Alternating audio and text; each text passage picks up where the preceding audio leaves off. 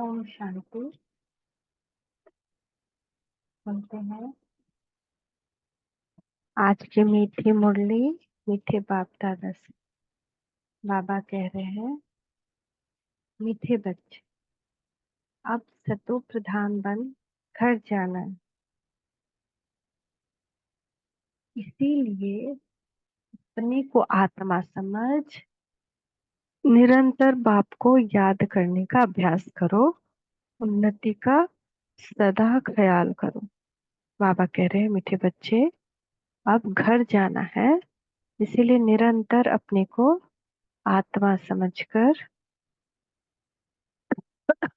बाप को याद करने का अभ्यास करो। उन्नति का सदा ख्याल करो कि मुझ आत्मा की आत्मिक कमाई, आत्मिक उन्नति हो रही है कि नहीं। तो इसके लिए बाबा आज निशानी बता रहे हैं। तो बाबा कह रहे हैं, बच्चे, पढ़ाई में दिन प्रतिदिन तुम आगे बढ़ रहे हो या पीछे हट रहे हो, उसकी निशानी क्या है। तो बाबा कह रहे, पढ़ाई में अगर हम आगे बढ़ रहे हैं तो हम हल्केपन का अनुभव होगा। बुद्धि में रहेगा कि ये शरीर तो छीछी है, इसको छोड़ना है, हमको तो अब घर जाना है। दैवी गुण धारण करते जाएंगे तो अपना ध्यान कहाँ रहेगा, मेरे अंदर कितना गुण आ रहा है और अब तो घर जाना है, तो ये शरीर से क्या लगाव। बहुत हल्के रहेंगे, कोई भी परिस्थिति में प्रभाव में नहीं आएंगे। अगर पीछे हट रहे हैं तो चलन से आसुरी गुण दिखाई देंगे। चलते फिरते बाप की याद नहीं रहेगी। वह फूल वन सबको सुख नहीं दे सकेंगे। ऐसे बच्चों को आगे चल साक्षात्कार होंगे और फिर बहुत सजाएं खानी पड़ेगी। ऐसे बच्चों को आगे चल साक्षात्कार होंगे और बहुत सजाएं खानी पड़ेगी। तो हम लोग को ऐसा नहीं करना है ना। एक भी कार्मिक अकाउंट अब बनाना बंद। किसी से भी उलझना नहीं, कोई बोले वहीं गिरा देना है, अपने ऊपर लेना ही नहीं है। चलो, मेरा एक बकाया चुकतू हो गया। ओम शांति। एक सेकेंड।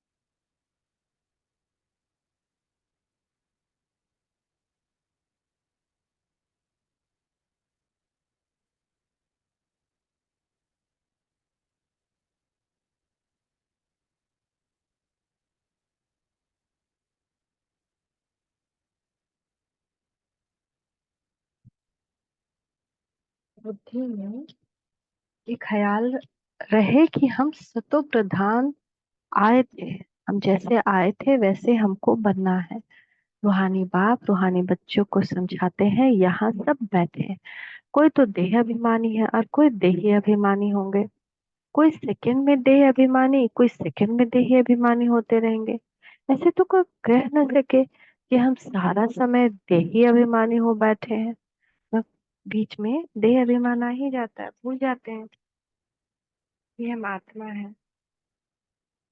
देह के प्रभाव में आ जाते हैं। तो नहीं, बाप समझाते हैं, कोई समय देही अभिमानी, कोई समय देह अभिमान में होंगे। अब बच्चे यह तो जानते हैं, हम आत्मा इस शरीर को छोड़ जाएंगे अपने घर। बहुत खुशी से जाना है। सारा दिन यह चिंतन ही करते रहते हैं, हम शांति धाम में जाएं, क्योंकि बाप ने रास्ता तो बताया है और लोग कभी इस विचार से नहीं बैठते होंगे।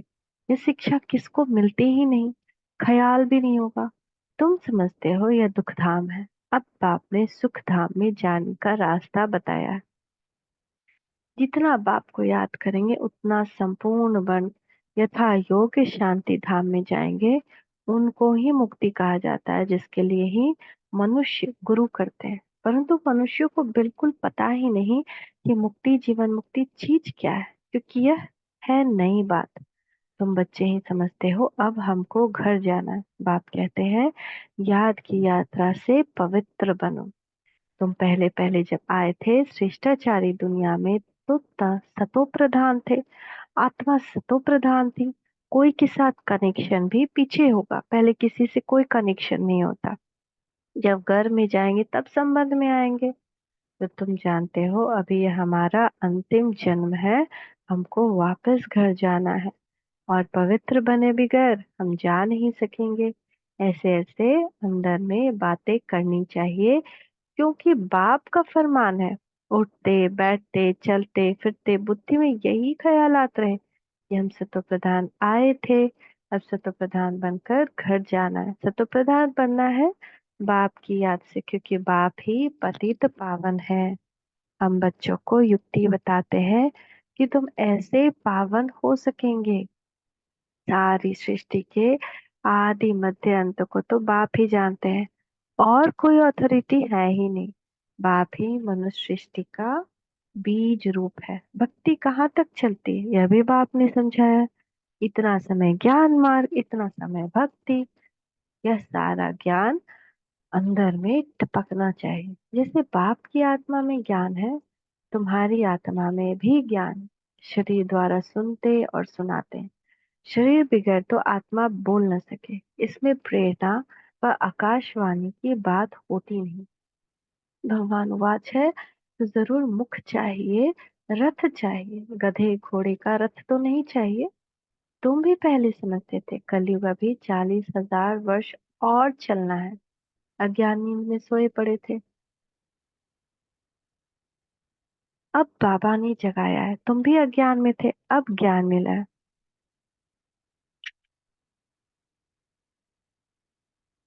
अज्ञान कहा जाता है भक्ति को।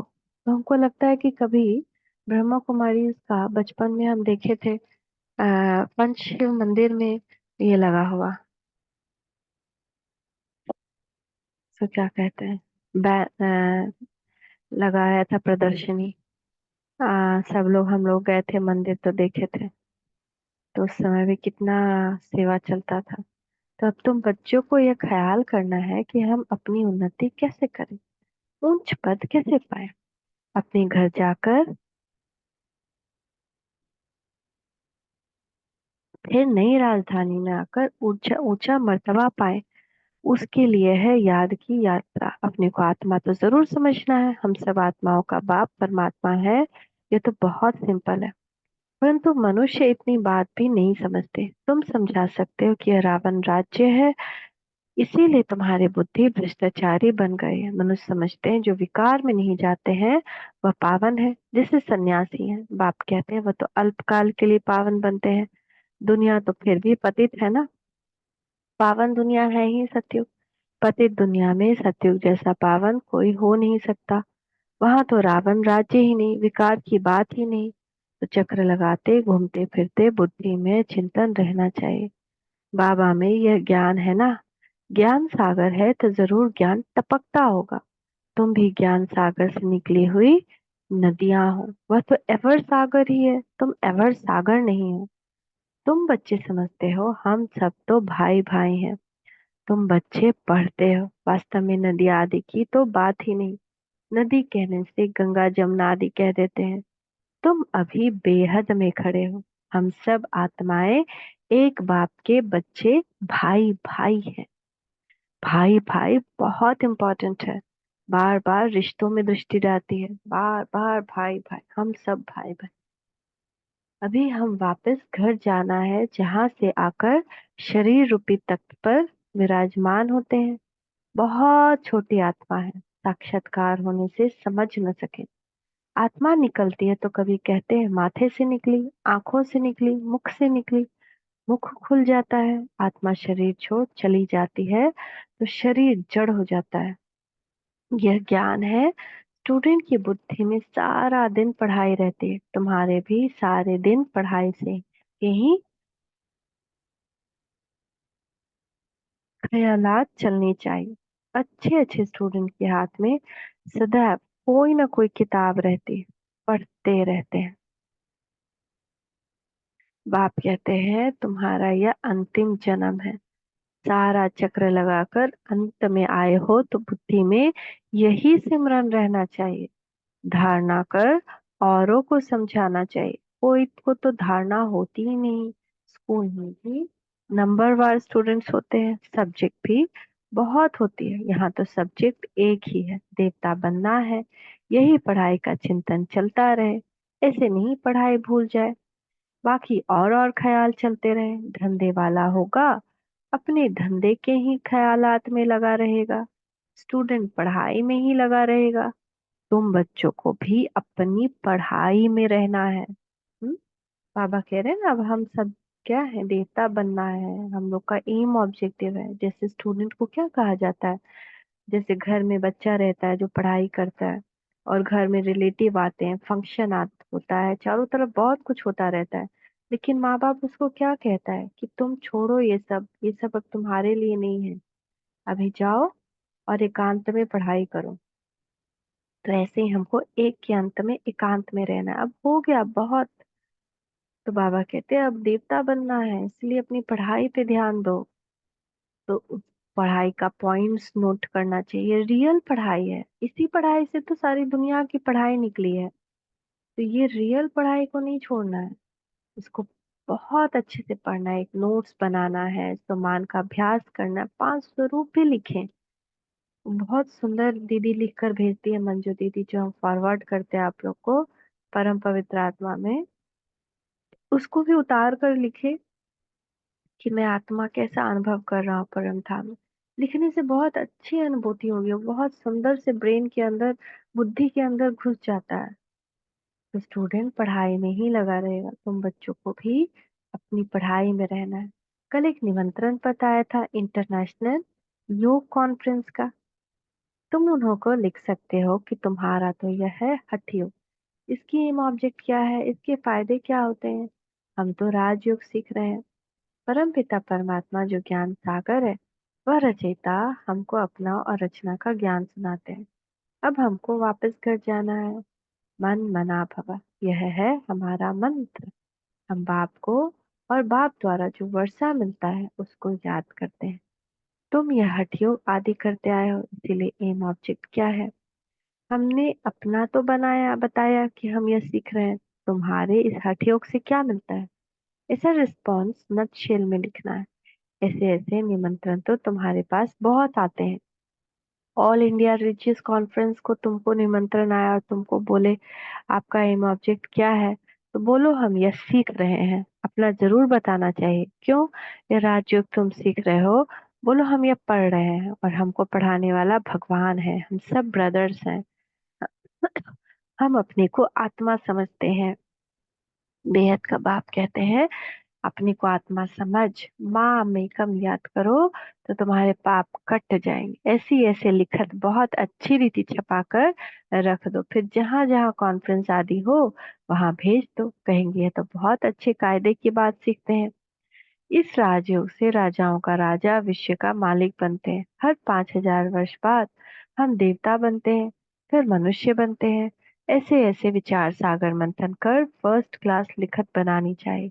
उद्देश्य तुमसे पूछ सकते हैं तो यह छपा हुआ रखा हो। हमारी एम ऑब्जेक्ट यह है।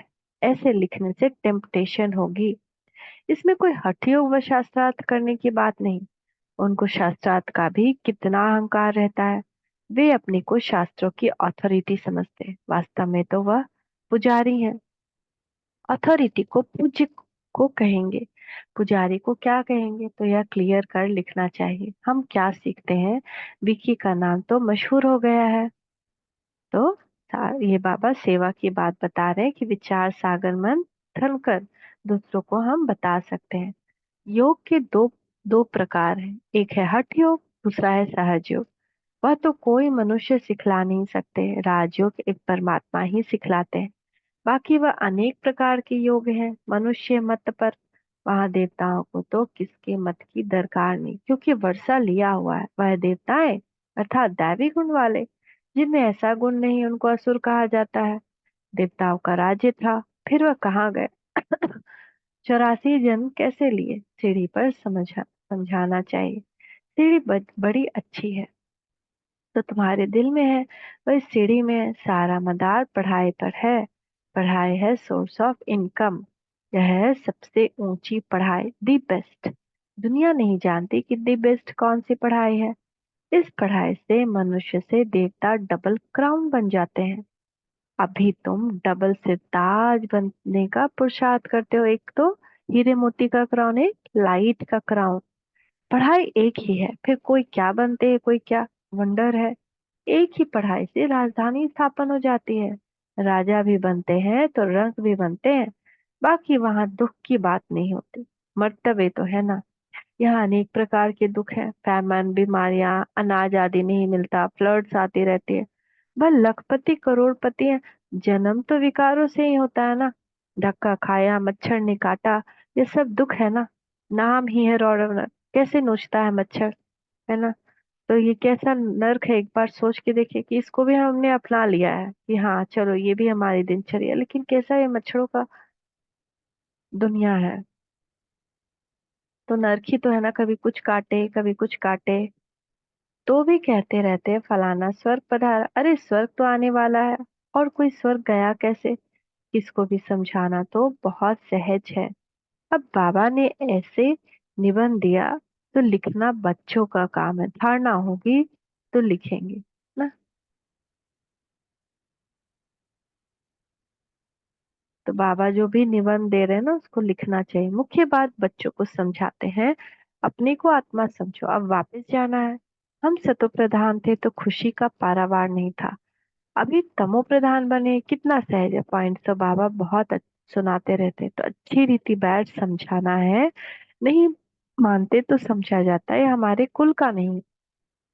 पढ़ाई में दिन प्रतिदिन आगे बढ़ना है, पीछे थोड़ी हटना है। दैवी गुणों के बदले आसुरी गुण धारण करना है, ये तो पीछे हटना हुआ ना। बाप कहते हैं विकारों को छोड़ते रहो, दैवी गुण धारण करो। बहुत हल्का रहना है, ये शरीर छीछी है, इसको छोड़ना है। हमको तो अब जाना है घर। बाप को याद नहीं करेंगे तो गुलगुल नहीं बनेंगे। बहुत सजाएं खानी पड़ेगी। आगे चल तुमको साक्षात्कार होंगे, पूछेंगे तुमने क्या सर्विस की। हम्म? साक्षात्कार होंगे, ट्रिब्यूनल बैठती है जिसमें हमसे पूछा जाएगा कि तुमको इतना अद्भुत ज्ञान मिला, फिर तुमने क्या सर्विस की। तुम अभी कोर्ट में नहीं गए हो, बाबा ने सब कुछ देखा है, कैसे लोग चोरों को पकड़ते फिर केस चलाते, तो वहां भी तुमको सब साक्षात्कार कराते रहेंगे। तो सूक्ष्म वतन में ये ट्रिब्यूनल बैठती है, जहाँ पे हम पे भी केस चलता है कि आपने ये सारी अवज्ञाएं की, आपने ये चीजें मानी, ये चीजें नहीं मानी। सजाएं खाकर फिर पाई पैसे का पद पालेंगे। सारी गलती बताकर फिर सजा मिलती है, फिर पद भी चला जाएगा। तो टीचर को तो रहम आता है ना कि ये नापास हो जाएंगे। यह बाप को याद करने की सब्जेक्ट सबसे अच्छी है, जिससे पाप कटते जाएंगे। बाप हमको पढ़ाते हैं, यही सिमरन करते चक्कर लगाते रहना चाहिए। मैं क्या थी, क्या बन रही हूँ, क्या बनने वाली हूँ। स्टूडेंट टीचर को याद भी करते हैं और बुद्धि से पढ़ाई भी रहती है। टीचर से योग तो जरूर होगा ना, तो बुद्धि में रहना चाहिए। हम सब भाइयों का एक टीचर है, और सुप्रीम टीचर। तो हम सब भाई उस एक सुप्रीम टीचर से पढ़ रहे हैं।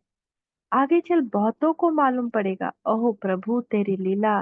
महिमा करेंगे मरेंगे परंतु पा कुछ नहीं सकेंगे। देह अभिमान में आने से ही उल्टे काम करते हैं। देह अभिमानी होने से अच्छा काम करेंगे। बाप कहते हैं अब तुम्हारी वानप्रस्थ अवस्था है, वापस जाना ही पड़ेगा। हिसाब किताब चुकतो कर सबको जाना है, चाहे व न चाहे, जाना जरूर है। एक दिन ऐसा भी आएगा जो दुनिया बहुत खाली हो जाएगी, सिर्फ भारत ही रहेगा। आधा कल सिर्फ भारत ही होगा, तो कितनी दुनिया खाली होगी। ऐसा ख्याल कोई की बुद्धि में नहीं होगा सिवाय तुम्हारे। फिर तो तुम्हारा कोई दुश्मन भी नहीं होगा। दुश्मन आते हैं क्यों, धन के पिछाड़े। भारत में इतने मुसलमान और अंग्रेज क्यों आए, पैसा देखा। पैसे बहुत थे, अब नहीं है, तो अब और कोई है नहीं। पैसे ले खाली कर गए, मनुष्य यह नहीं जानते। बाबा कहते पैसा तो तुमने आप ही खत्म कर दिया, ड्रामा प्लान अनुसार। तुम्हें निश्चय है कि हम बेहद के बाप के पास आए हैं। कभी किसके ख्याल में भी नहीं होगा कि यह ईश्वरीय परिवार है। अच्छा, मीठे मीठे सिक्के लदे बच्चों प्रति माता पिता बाप दादा का याद प्यार गुड मॉर्निंग। रूहानी बाप की रूहानी बच्चों को नमस्ते। हम रूहानी बच्चों की रूहानी माता पिता बाप दादा को याद प्यार गुड मॉर्निंग। नमस्ते बाबा, नमस्ते, शुक्रिया बाबा, शुक्रिया। कितना सुंदर ईश्वरीय परिवार है ना। तो हम सब ईश्वरीय परिवार साथ में बैठे हैं, कितनी बड़ी बात है। धारणा के लिए मुख्य साथ, चलते फिरते बुद्धि में पढ़ाई का चिंतन करना है। पॉइंट्स नोट करके अपने सामने रखें, आज मुझे इस पॉइंट्स पे सोचना है। कोई भी कार्य करते बुद्धि में सदा ज्ञान टपकता रहे। यह दी बेस्ट पढ़ाई है जिससे पढ़कर डबल क्राउन बनता है, और वो डबल क्राउन अभी बनेगा, एटलीस्ट एक लाइट का क्राउन। तो अभ्यास करना है। हम आत्मा भाई भाई, देह अभिमान में आने से उल्टे काम होते हैं, इसलिए जितना हो सके देही अभिमानी रहना है। वरदान है, सत्यता की शक्ति द्वारा सदा खुशी में नाचने वाले शक्तिशाली महान आत्मा भव। सत्यता की शक्ति द्वारा सदा खुशी में नाचने वाले शक्तिशाली महान आत्मा भव। कहा जाता है सच तो बिट्ठू नच। सच्चा अर्थात सत्यता की शक्ति वाला सदा नाचता रहे, कभी मुरझाएगा नहीं, उलझेगा नहीं, घबराएगा नहीं, कमजोर नहीं होगा। वह खुशी में सदा नाचता रहे, शक्तिशाली होगा, उसमें सामना करने की शक्ति होगी। सत्यता कभी हिलती नहीं है, अचल होती है। सत्य की नाव डोलती है लेकिन डूबती नहीं है। तो सत्यता की शक्ति को धारण करने वाली आत्मा ही महान है। स्लोगन है, व्यस्त मन को सेकंड में स्टॉप कर लेना ही सर्वश्रेष्ठ अभ्यास है। व्यस्त मन को, व्यस्त मन बुद्धि को सेकंड में स्टॉप कर लेना ही सर्वश्रेष्ठ अभ्यास है। तो करें ये अभ्यास, बहुत काल का अभ्यास होगा, तभी हम अंत काल के उस सीन को देखकर भी अपने मन बुद्धि को एक सेकंड में स्टॉप कर पाएंगे। तो ये अभ्यास बहुत इंपॉर्टेंट है, तभी बार बार भगवान कह रहा है कि करो बच्चे करो, अभ्यास करो। थैंक यू बाबा, थैंक यू। ओम शांति, ओम शांति, ओम शांति।